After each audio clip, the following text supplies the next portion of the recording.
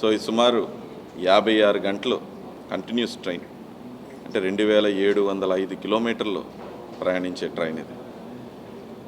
Already మనం కాకినాడ నుంచి లింగంపల్లికి కానివ్వండి, లేకపోతే కాకినాడ పోర్టు రాజమండ్రి కానివ్వండి, అండ్ మొన్న మైసూర్కి లాంచ్ చేసాం, ఈరోజు హిసార్కి లాంచ్ చేసాం.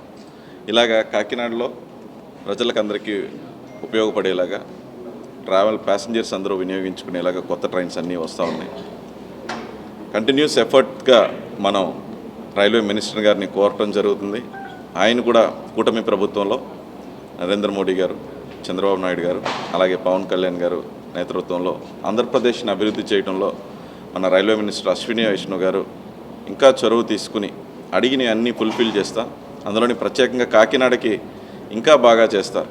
అంటే 600 రైల్వే మినిస్ట్రీ ఆఫ్ రైల్వేసే యాక్చువల్గా చాలా బాగా శ్రద్ధ తీసుకుని కేర్ తీసుకుని మన ఆంధ్రప్రదేశ్ డెవలప్మెంట్లో ఒక భాగస్వామ్యం అయ్యి, అండ్ కాకినాడకి ఎప్పటి నుంచో 2014-18 అప్పటి నుంచి పెండింగ్స్ ఉన్న రైల్వే ఓవర్ బ్రిడ్జెస్ అన్నిటినీ కూడా ఈ కొత్త ట్రైన్స్ అనేవే కాదు, సుమారు 683 కోట్ల రూపాయల రైల్వే ఓవర్ బ్రిడ్జెస్ అన్నింటినీ కూడా ల్యాండ్ అక్విజిషన్ చేస్తూ కొత్త జీవో ప్రకారం ల్యాండ్ అక్విజిషన్ స్టేట్స్ పనులన్నింటినీ కూడా ప్రారంభించే దిశలో మనం కాకినాడ డిస్టిక్లో ఉన్న 683 crores worth of railway over bridges అన్నింటినీ కూడా ప్రారంభించబోతున్నాం.